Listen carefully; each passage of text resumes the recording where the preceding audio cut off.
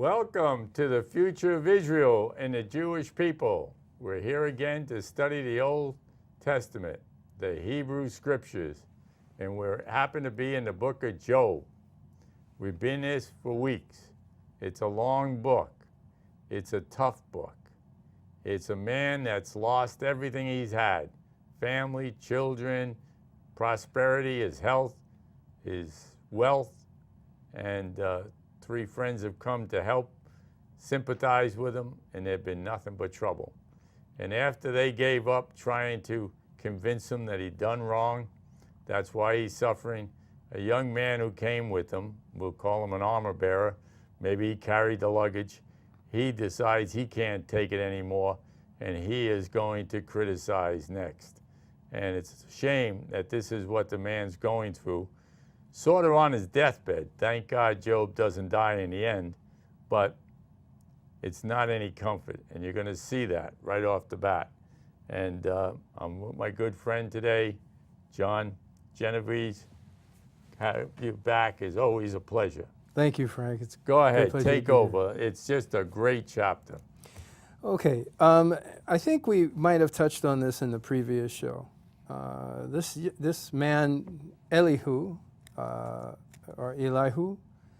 makes an appearance, having been unannounced. Back in Job 2:11, we had Job's three friends, Eliphaz, Bildad, and Zophar. And here's somebody who hasn't been mentioned yet until this time.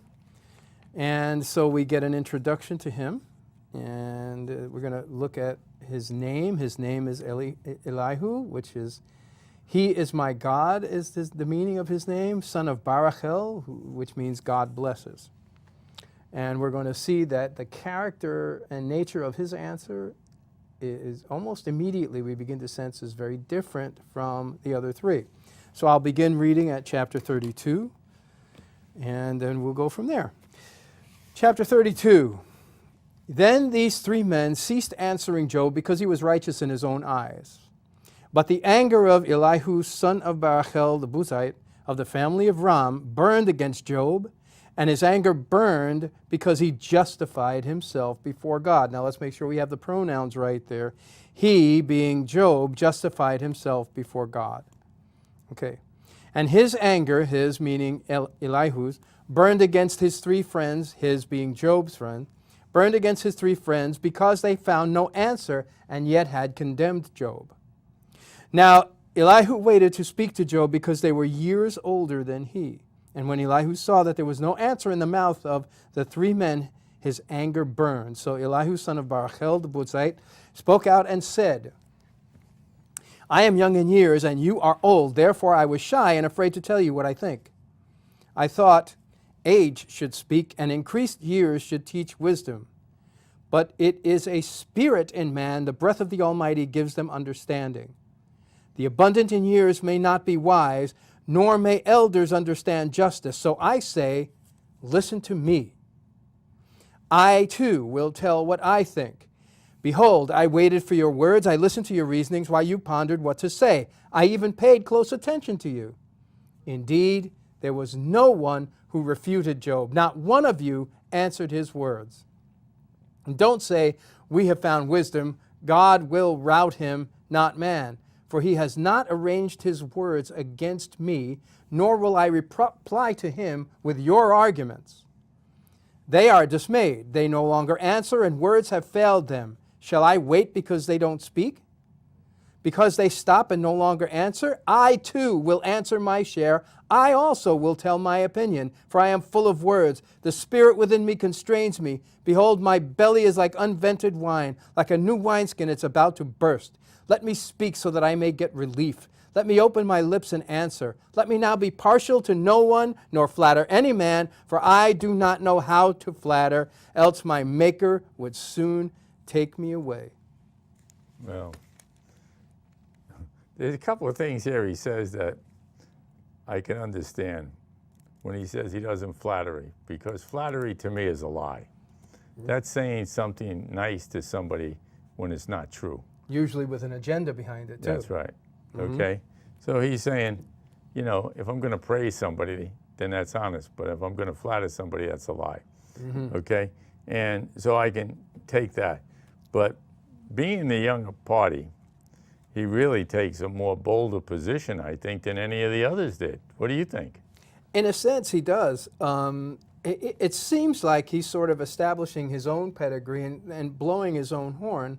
Well, he sure is. But I think that instead of understanding it that way, we have to understand that this is a person that is speaking right now under tremendous stress.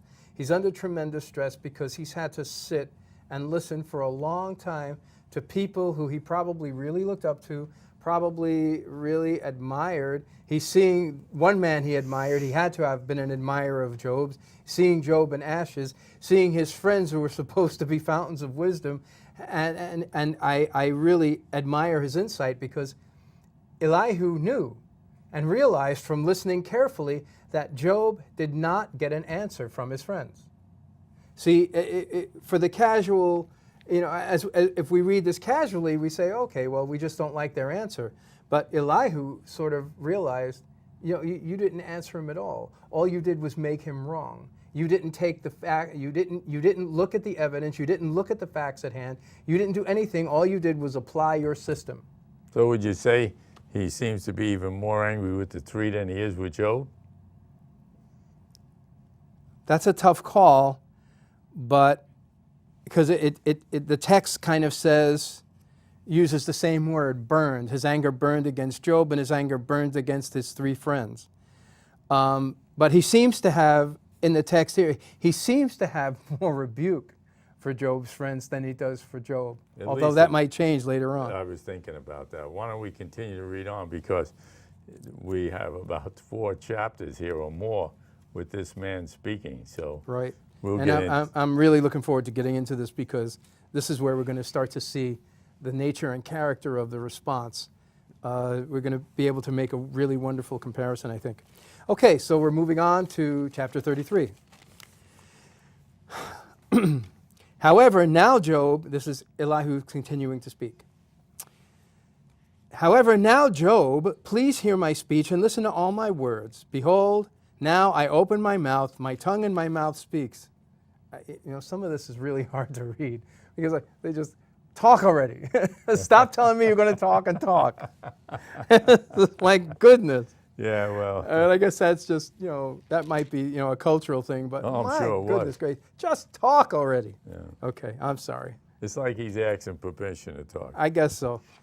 All right, so behold, now I open my mouth, my tongue and my mouth speaks. My words are from uprightness of heart, and my lips speak knowledge sincerely. The Spirit of God has made me, and the breath of the Almighty gives me life. Refute me if you can. Array yourselves before me. Take your stand. Behold, I belong to God like you. I too have been formed out of the clay. Behold, no fear of me should terrify you, nor should my pressure weigh heavily on you. Surely you have spoken in my hearing, and I have heard the sound of your words. Now, I am pure, without transgression. I'm innocent, and there's no guilt in me. Now, I have to stop there because that sounds like an outrageous statement for anyone to make. But I believe what he's talking about is that in the context of this, what he has heard, he maintained his intellectual honesty. He maintained his righteousness because he didn't prejudge. He listened and weighed every word, and he waited his turn. That's what I think he's referring to. I don't think he's painting himself as being sinless. I just had that feeling because it's out of character with everything else that he says, that he would make such a sweeping assertion of himself. Although, I mean, he does seem to carry it a bit high, but I don't think that that's what he's doing. No, because he says, I'm the same as you. You don't need to be afraid of me. I'm clay. So he's identifying that he's an equal. Okay, good. Thank you for that. Yeah. Okay, so that kind of confirms my assessment here. Thanks. So he says, I'm pure without transgression. I'm innocent, and there's no guilt in me. Behold, he invents pretexts against me and counts me as his enemy. He puts my feet in the stocks. He watches all my paths. Now, this is a little weird until we realize what he's doing is setting up the argument. He's quoting Job back to himself. Mm-hmm. So in these all of Well, he says, verses "You have 10 and spoken." 11. He says right at the beginning of 8, he says, "You have spoken in my hearing." So it is a quote. Right. So verses. Oh, okay. Yes, I see. I started in the wrong place.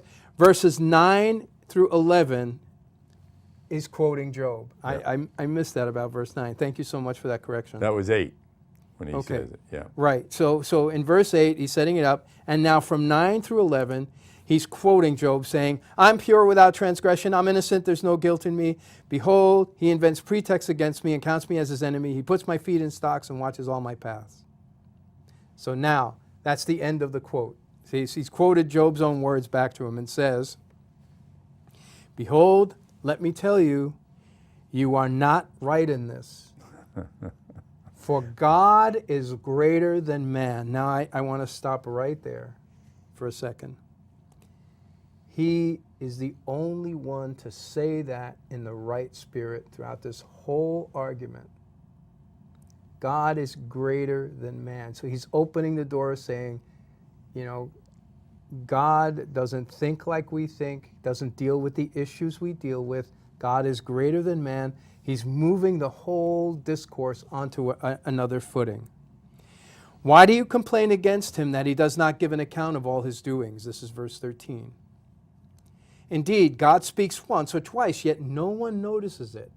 In a dream, a vision of the night, when sound sleep falls on men while they slumber on their beds, then he opens the ears of men and seals their instruction, that he may turn man aside from his conduct and keep man from pride. He keeps back his soul from the pit and his life from passing over into Sheol.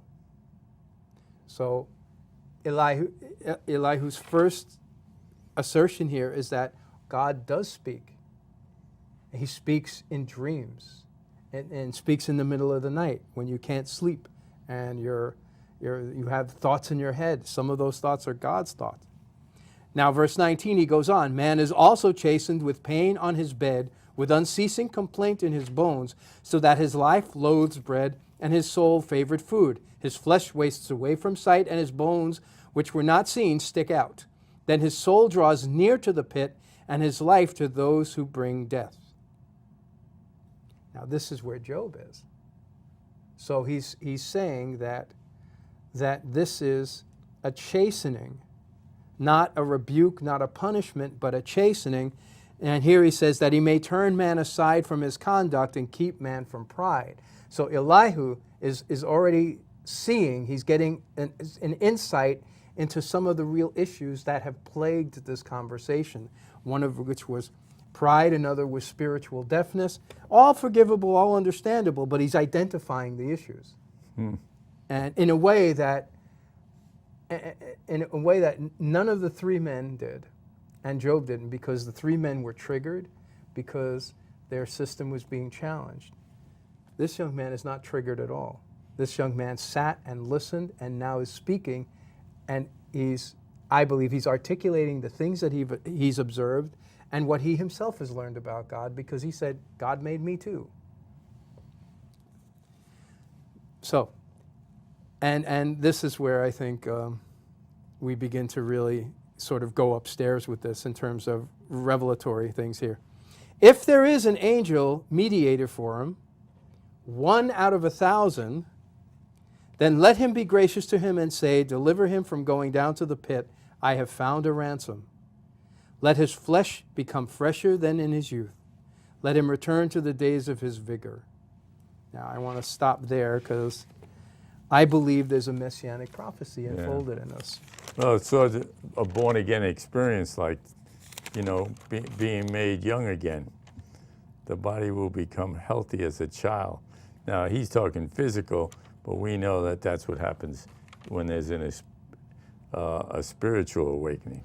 Yep, that's certainly the case. Now, I looked at this 1 out of 1,000, and for some reason that caught my eye, that caught my attention. And I was taken over to the Song of Solomon in chapter 5, verse 10, where he calls his beloved, she calls her beloved one of 10,000. Oh, wow. And so I said, oh my goodness.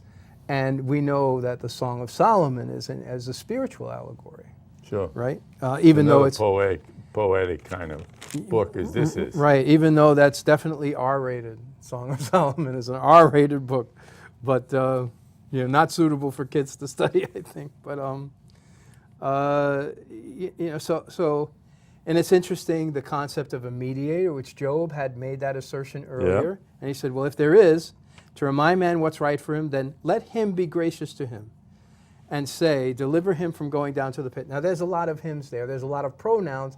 So if it's okay with you, I'd like to just go through that slowly and identify for our listening audience and viewing audience what each hymn is. Who exactly is being referred to, so that we're really clear on the nature of that. Okay? So here we have... Where do you want to start? What verse for the audience? This is specifically, we're on now verse 24. Okay. Okay? We're going to just drill down into verse 24. Then let him be gracious to him and say, deliver him from going down to the pit. There are 3 hymns, right? So let's make sure we identify the hymns correctly. The first one, then let him, the mediator that he's referring to, be gracious to him, that is, the man who he's talking about. This man is chastened with pain on his bed, and his soul draws near to the pit, his life to those who bring death. And that's what the same hymn in verse 23 means, right? So the hymn is the mediator, be gracious to him, which is the man, and say, deliver him, the man, from going down to the pit. Okay, so we just so we understand, we want the mediator to say, and who is the mediator? The mediator is speaking, deliver him, being the man, or Job in this case, from going down to the pit. I have found a ransom. To whom is he saying that? He's addressing that to God, of course. Well, mine says rescue him from the grave. Right, but he's calling on whom? Who is he addressing that? To whom is he saying rescue him from the grave? To God. He has to, because he knows nobody on earth can. Amen. Amen. So, the ransom, there's a price to be paid. Amen. And that is free. You know, if you get captured and I bring the ransom, you don't bring the ransom. Somebody else has to bring the ransom. Right. You're in captivity. Right. In this case, the mediator saying, I have found a ransom. You know, one wonders where he found that ransom. So, starting on verse 26, and we'll get to the end of the chapter. Then he will pray to God, and he will accept him, that he may see his face with joy. Now, he again here is the man who is suffering. He will pray to God, and God will accept him, that he, the suffering man, may see his face with joy, that he, God, may restore his righteousness to man. Oh, that's so powerful. That is so powerful. That takes me right back to Abraham, that God may restore his righteousness to man. In the same way, he imputed righteousness to Abraham, because Abraham believed God. Here we're seeing that same type of transaction again. The whole way through, they were talking about earned righteousness. But here, Elihu is talking about imputed righteousness, and is the only one, the only speaker so far to mention imputed righteousness. So this young man is establishing himself as very unique amongst all 5 of these. Yeah, he was like a prophet. This one is special. Yeah. This one is special. So he will sing to men and say, I have sinned and perverted. He will sing to men, he being the suffering man, will sing to men and say, I have sinned and perverted what is right, and it's not proper for me. He has redeemed my soul from going to the pit, and my life shall see the light. What mercy, what grace, what sovereign forgiveness is illustrated. I have sinned and perverted what is right, and it's not proper for me. He has redeemed my soul in the face of this, in spite of this. He has redeemed my soul from going to the pit, and my life shall see light. First of all, you're right exactly, I believe. It's a great insight. I never thought to use the word prophet to describe Elihu, yet that describes him perfectly here. Well, he says, God rescued him from the grave, and now my life is full of life.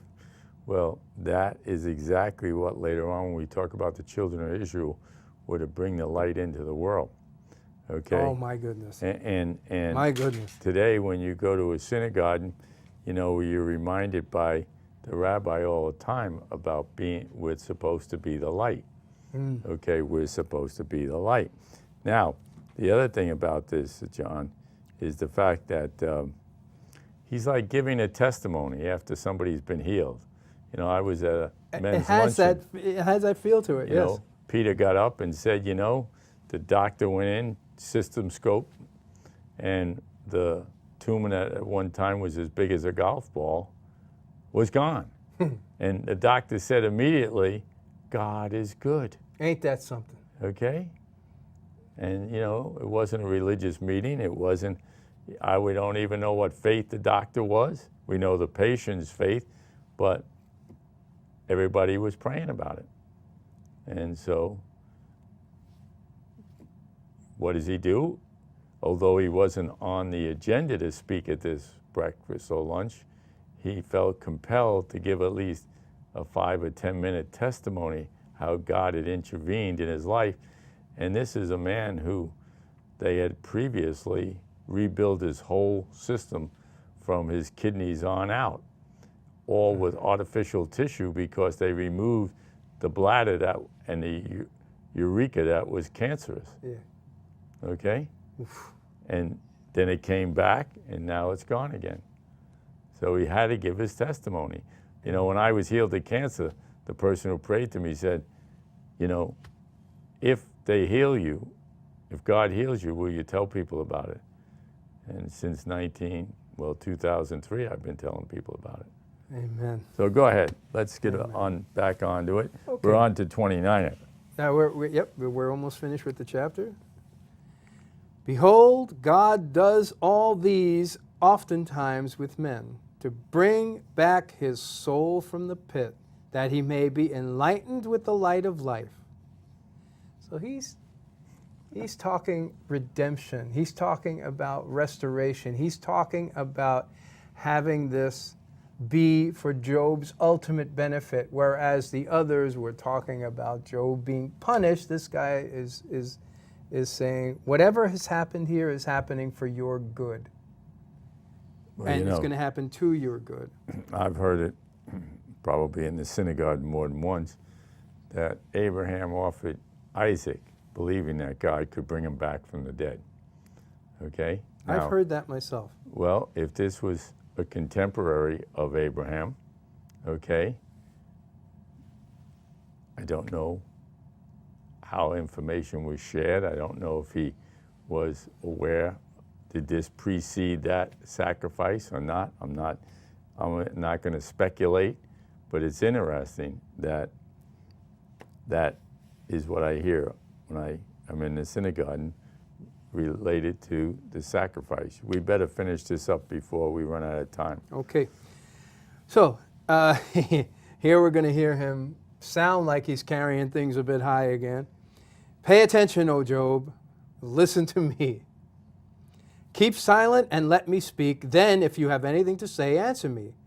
Speak, for I desire to justify you. I desire to justify you. What do you think that means? The exact opposite of his friends. Wow. Who desire to convict him. Ooh. This man is saying, I desire to justify you. So his whole motivation, that's why he was burning. His whole motivation is advocacy. First for God and then for Job, as we'll see. And we finish up with, if not, listen to me. Keep silent and I will teach you wisdom. Oh boy. Well, it didn't say that Job was the wisest man. It said he was the most righteous. And it's hard to separate the two, I know. You know, when you're righteousness, wisdom begins with the fear of the Lord. Okay? So we know that our man feared the Lord. So that's no doubt about it. All right, well, you know, on our next show, we're going to continue with that because this is only the second chapter where he deals with it, and he deals with this in a few more chapters down the road. Quickly, I will say that Job was greatly tested and was not the pain, but rather he doesn't know why he was suffering. Okay, that was a great problem. And our grief, when we're tested, may be more that we have to trust God's goodness, even though we don't understand what's going on in a certain situation. We must learn to trust God, who is good, and not in the goodness of life. So you got to trust him in the bad times as well as the good times. You are not listening to God, you got a problem. Keep believing. Well, thank you for being with us tonight. If you want to see our website, www.thefuturevisual.org for future shows. If you're not in our network, if you want to write to us, Frank Caporale. Take care.